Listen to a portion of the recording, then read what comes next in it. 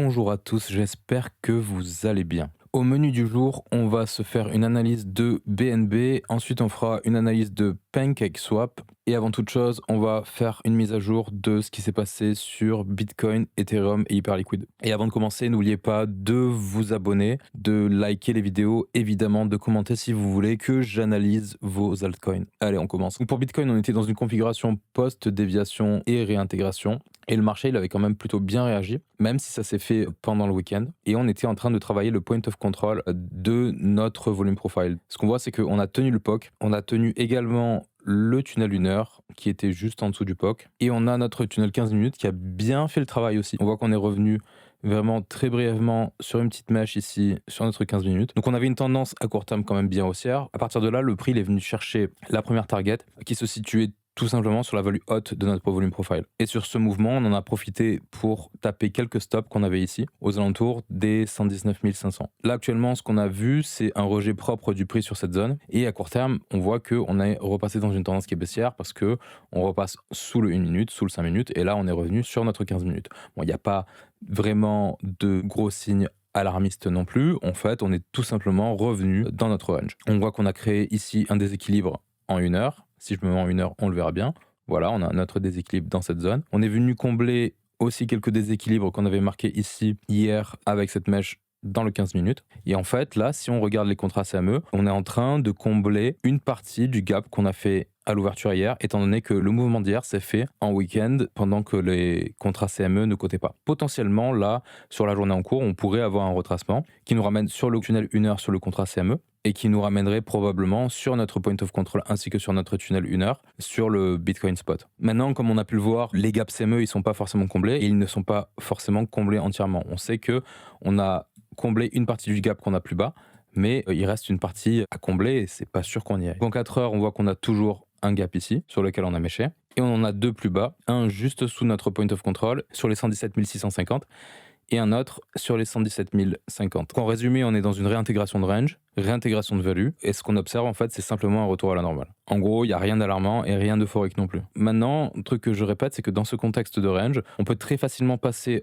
en dessous du 1 heure et du POC pour revenir sur la value basse, pour ensuite revenir sur la value haute. On est revenu dans notre situation où on était quelques jours plus tôt, où on peut faire ça, jusqu'à avoir une vraie cassure d'un côté ou de l'autre, sans avoir de déviation cette fois. Mais là, pour le moment, on n'a toujours pas de direction. Donc les targets, elles restent inchangées. On peut revenir tester notre POC d'abord, nos déséquilibres, et surtout le bas de notre value. Le plus intéressant serait évidemment de revenir en bas de value et d'avoir une belle réaction. En cas de break, par le bas, on serait dans un retest du 4 heures avec notre FVG qui est toujours ouverte, avec notre gap qui n'est toujours pas comblé complètement. Et en cas d'extraction à la hausse, on a toujours un fair value gap en 4 heures ici, qui n'est pas complètement comblé avec nos niveaux de pivot. Pour Ethereum contre Bitcoin, on se trouvait en haut de notre value hebdomadaire. Cette zone, elle avait provoqué un premier rejet, mais dans un contexte court terme où la tendance était parfaitement haussière, vu qu'on était au-dessus du 15 minutes, au-dessus du 5 minutes. Ce rejet, il nous a donné un retour sur le 5 minutes. On voit qu'on a rebondi sur notre 5 minutes pour revenir tester une seconde fois le haut de notre value, pour revenir dans le 5 minutes encore une fois. Et là, on a fini par break au moment de l'ouverture de la semaine en cours. Là, actuellement, on évolue au-dessus de la value de la semaine précédente. Et on vient de taper un niveau intéressant, étant donné qu'on vient de prendre les sommets de janvier 2025. À court terme, là, on pourrait tout à fait avoir un retournement, même si on n'a pas de signe majeur pour le moment. On a juste une localisation qui est propice, étant donné qu'on vient de péter ces sommets. Mais sinon, quand on regarde, à part une légère perte de momentum en 1 heure, en sachant qu'on repasse sous le 1 minute, c'est vraiment à très court terme. On tient toujours notre 5 minutes et on a toujours notre 15 minutes qui est là en support dessous. La tendance, elle pourrait tout à fait continuer. Notre biais reste aussi pour le moment. Et j'insiste, ça c'est important, c'est que le court terme détermine toujours le long terme. Et pourquoi ça? Ce qu'il faut comprendre, c'est qu'une bougie daily, c'est 24 bougies 1 heure. Et une bougie 1 heure, c'est 60 bougies 1 minute. Quand vous regardez une bougie daily, la construction de votre bougie daily, elle se fait sur des time frames plus courts. C'est toujours la même chose, ce que vous allez voir sur des petits time frames va déterminer ce qu'il se passe sur un time frame plus important. Ce que vous voyez sur une chart daily, c'est en réalité la conséquence de ce qui se construit sur les unités inférieures. Quand vous changez de time frame, ce que vous faites, c'est que vous utilisez simplement un outil zoom, dézoom sur la structure de prix. C'est-à-dire que si je me mets en daily, j'ai ça. Mais si je me mets en 15 minutes, je peux avoir le détail de la même période sur une unité de temps 15 minutes. C'est pas un changement de nature, mais c'est juste un changement de perspective. Et c'est pour ça que votre dynamique court terme, elle va guider l'évolution de vos time frames supérieurs. Et sinon, en termes de target, en cas de continuation haussière, on va toujours avoir notre tunnel 3D qui s'aligne ici avec les sommets de début janvier 2025. Entre le point actuel et notre EMA 203 jours, on n'a pas grand-chose. En termes de résistance, il n'y a pas grand-chose. La seule chose que je peux voir, c'est un fair value gap ici, en daily, qui pourrait servir de niveau intermédiaire. C'est quand même non négligeable. Et en cas de correction, nos scénarios restent inchangés. On n'a pas eu d'expansion majeure du prix. Les niveaux de retracement, ils restent valables. On peut revenir dans notre tunnel 15 minutes. Et on a toujours un fair value gap ici qui s'alignait avec le 1 heure, mais on a notre 1 heure qui commence plus ou moins à monter. On est toujours aligné avec le bas de notre tunnel. Là, je vois qu'on a aussi un déséquilibre que j'ai oublié de marquer en 1 heure, je pense, qui n'est pas complètement comblé. Voilà, on a un qui s'aligne avec le milieu de notre tunnel ici. Et après, c'est vrai que de manière naturelle, on a notre résistance qu'on vient de break qui s'aligne avec notre 15 minutes. On a une double localisation ici, si on revient dans le 15 minutes incessamment sous peu. Pour Ethereum contre USD, on retrouve exactement le même contexte que sur Ethereum contre Bitcoin. On s'est extrait du volume profile de la semaine précédente avec une clôture au-dessus de notre VA et on a marqué un nouveau sommet assez rapidement. Sur ce nouveau sommet, on est venu récupérer les stops derrière le high de cette bougie impulsive baissière de décembre 2024. Et ça correspondait aussi à un fair value gap en 4 heures ici. Du coup, pareil, on est dans une localisation qui peut être intéressante pour un retournement à court terme, même si, de la même manière que contre Bitcoin, on a peu de signes de retournement de tendance à court terme. Même chose ici, on a juste une perte de momentum en 1 heure avec création d'un déséquilibre, mais on tient notre tunnel 5 minutes. Notre 15 minutes est aussi là en support, et on a notre tunnel 1 heure qui s'aligne avec le niveau trimestriel qu'on vient de break. En cas de retracement, le premier scénario qui me paraît plus ou moins pertinent, ce serait de venir retester la value hebdo précédente ici, sur les 3780, ce qui permettrait de retester ce FVG qu'on a créé ici en 1 heure, juste sous notre tunnel 15 minutes. Ce serait une lock parfaite pour un swing haussier. On en aurait une un peu plus bas aussi, évidemment, ce serait de venir jusque dans notre 1 heure avec notre FVG 4 heures qui s'aligne. Ce qui nous ferait réintégrer la value de la semaine précédente, mais c'est pas forcément gênant. C'est-à-dire que ce qu'on peut faire, on peut tout à fait réintégrer, mais très vite en ressortir. Vraiment, ce qui importe, c'est le contexte, c'est-à-dire qu'est-ce qui se passe au niveau du prix quand il se retrouve dans une localisation qui est intéressante. Est-ce qu'on y reste? Est-ce qu'on structure quelque chose de haussier? Est-ce qu'on structure quelque chose de baissier? C'est ça qui importe. Combien de temps on y reste? Tous ces paramètres vous donnent potentiellement une indication sur la suite. Et sinon, comme je l'ai dit hier, sur une unité de temps un peu plus grande, genre 4 heures ou du daily, ce qui est important pour le moment, c'est de ne pas break cette structure ici. C'est-à-dire, là, on a fait un plus bas plus haut, on ne voudrait pas break cette structure. Si on enfonce ce niveau comme ça, là je me dirais ok, on a peut-être une inversion de tendance sur un time frame plus élevé. Là pour le moment ce n'est pas le cas, on pourrait tout à fait avoir ce genre de retracement pour repartir à la hausse.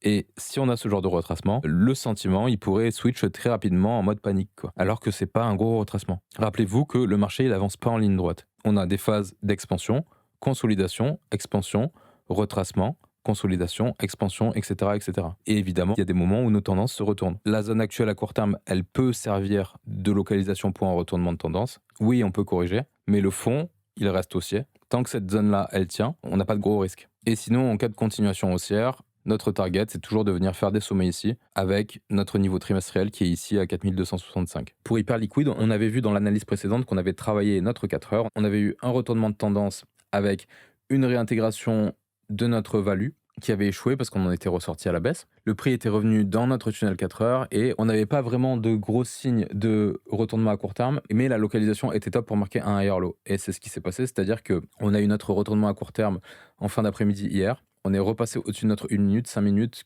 15 minutes aussi, avec une première tentative de réintégration de notre range. On voit qu'on a notre value basse plus notre tunnel 1 heure qui ont fait résistance. Premier échec, sauf que là, cette fois-ci, on tient notre 15 minutes, on a une seconde tentative et là cette fois-ci on réintègre notre value, on repasse au-dessus de notre tunnel lunaire qu'on pull back. Pour le moment on a peut-être réussi cette réintégration, ce qui est un signe encourageant, et quand on regarde sur une time frame 1 heure, on a une possibilité d'avoir notre retournement de tendance sur Hyperliquid. Maintenant pour que ce soit plus convaincant, il faudrait que cette dynamique haussière continue et qu'on vienne à minima récupérer notre POC ici pour pouvoir faire un nouveau sommet. Donc ce serait notre première target sur les 46.2 et derrière on a un déséquilibre en 1 heure qui reste ici à combler, puis évidemment venir en haut de value sur les 48.28. La séquence logique, c'est point of control, fair value gap, haute value. Évidemment, si le retournement il échoue, on garde les scénarios en cas de rejet. On a toujours notre niveau de pivot annuel sur les 40.8 et plus bas, on a un déséquilibre en daily qui reste ouvert. Au niveau de la force relative, on voit qu'on continue à se reprendre contre Bitcoin. Contre Ethereum, on latéralise, mais c'est une bonne chose. Contre Sol, c'est à peu près la même chose aussi. Et contre les alts aussi. Donc peut-être que Hyperliquid est en train de reprendre un peu de force par rapport au reste du marché. Pour BNB contre Bitcoin, on est dans une dynamique propre depuis 2 semaines à peu près. On venait de tester notre support weekly et ensuite on a enchaîné 2 bougies weekly vraiment impulsives. Là, on est dans la 3e. On a une reprise de tendance haussière sur toutes les unités de temps. On est passé au-dessus du 1 heure, 4 heures, 15 minutes, etc., etc. Et sur la dernière analyse que j'ai faite, on était dans notre tunnel daily. Le prix, il en était sorti brièvement. On avait une réintégration. On était venu chercher les stops sous ces lots ici. Pullback du 1 heure et on rebondit. On repasse en tendance au-dessus du 15 minutes. On essaye de break notre EMA 200 daily. Notre 15 minutes continue de faire support. Et on a réussi finalement à break le daily avec une belle bougie impulsive ici. Donc on a un beau déséquilibre sur du 1 heure, sur du 4 heures aussi, je pense. Tout à fait. On voit qu'on est revenu récupérer des sommets qu'on avait marqués ici en avril 2025. Et ça correspondait aussi à un niveau de pivot trimestriel. On voit qu'à court terme, notre niveau il a été utilisé comme support pour repartir plus haut. Maintenant, si notre tendance se poursuit, la prochaine localisation majeure, elle se situe entre 0.0075 sur notre EMA 203 jours et 0.008 à peu près.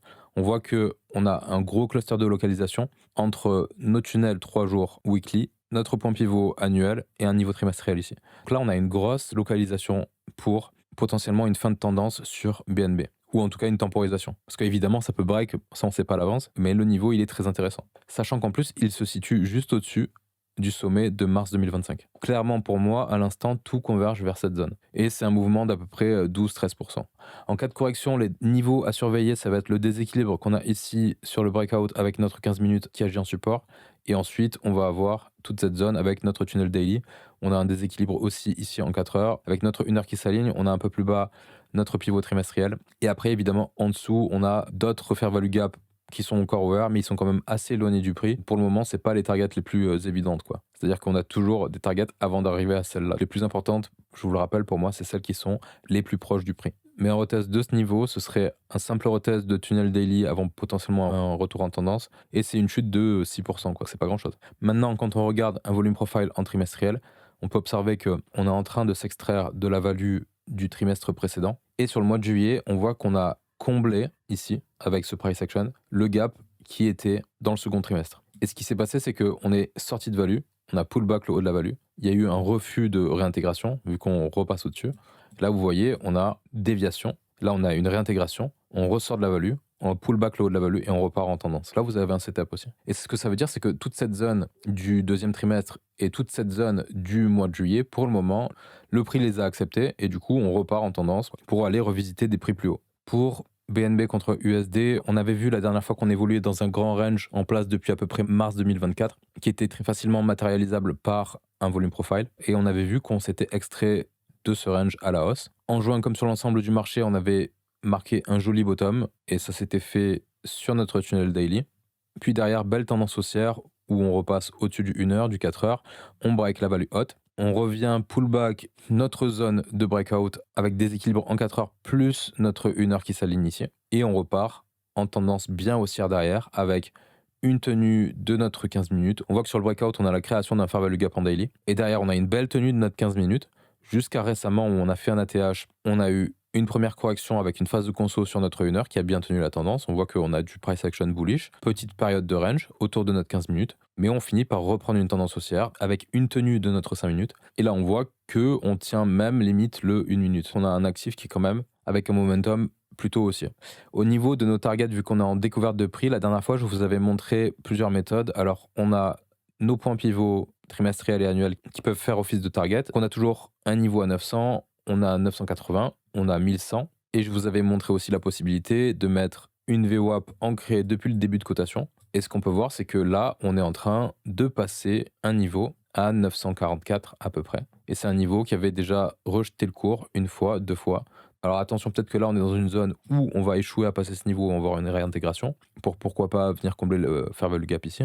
Ou alors, on va venir à ce niveau intermédiaire que je viens de mentionner, ou sur cette confluence ici. Et en cas de correction, vous pouvez voir que vous avez plusieurs déséquilibres en termes de target, que ce soit ici sur les 835 en 1 heure, ou alors évidemment la zone de breakout qui a créé un gros déséquilibre en daily sur les $800 à peu près. Et plus bas, vous en avez un aussi sur le tunnel 1 heure. Au niveau du volume profile, on a exactement la même chose que sur la paire Bitcoin, c'est-à-dire une sortie de value, retest, refus de réintégrer et on repart à la hausse, on s'extrait à la hausse. Maintenant, passons à PancakeSwap. C'est un actif qui est intéressant parce que quand on trace un volume profile depuis son bottom, on a quelque chose qui ressemble à peu près à ce qu'on a pu avoir sur BNB, c'est-à-dire une grosse phase de consolidation qui a duré presque 2 ans. On a eu plusieurs phases de volatilité à l'intérieur de ce range, mais les bornes, elles sont quand même bien définies entre 2,82 et 1,76. On a eu une série de déviations assez classiques, quoi. Depuis décembre 2024, on est dans une phase de marché beaucoup moins volatile, beaucoup plus compacte, où on voit qu'on respecte beaucoup plus les bornes de notre volume profile. Même si on a quelques sorties, puis réintégration, on revient en haute borne, etc., etc. C'est un pattern que je trouve assez propre. Et c'est surtout un pattern qui nous montre que le marché il teste, mais il nous montre pas de direction encore, quoi. Ce qu'on peut voir, c'est qu'on tente une extraction à la hausse de notre volume profile de la même manière qu'on l'a fait sur BNB. Et ce qu'on peut observer depuis décembre 2024, c'est qu'on a testé à peu près 6 fois. On a 1, 2, 3, 4, 5. Et là, on est à la 6e tentative. 6 fois, on a tenté de break notre value. Et en général, au plus on reteste un niveau, au plus il se fragilise. Là, peut-être que c'est le moment de breakout de cette grosse phase de conso. Et on pourrait très bien être en train de marquer un bottom macro. Parce que là, on voit quand on regarde la chart, c'est quand même une super chart, je trouve. Quand on regarde les tunnels, ce qu'on peut voir, c'est qu'on est vraiment dans une dynamique de range où on passe au-dessus du daily, on repasse en dessous. Pareil pour le 4 heures. Et c'est vraiment typique d'un asset qui est sur un range sur des grosses unités de temps parce que le daily et le 4 heures ne sont pas respectés. Et vraiment, on passe dans les deux sens jusqu'à récemment sur le bottom de juin 2025 où on voit qu'on a enfin un passage sur le daily qu'on réussit à tenir avec un passage en 4 heures. Et le point important, c'est notre tunnel 3D qui, depuis novembre 2023, tient le prix à la baisse. On voit qu'à chaque fois, on est rejeté dans notre 3D et que de plus en plus, notre 3D se contracte. Et là, cette fois-ci, on réussit à passer notre EMA 203 jours. On a notre 1 heure qui est en support avec notre EMA 203 jours aussi.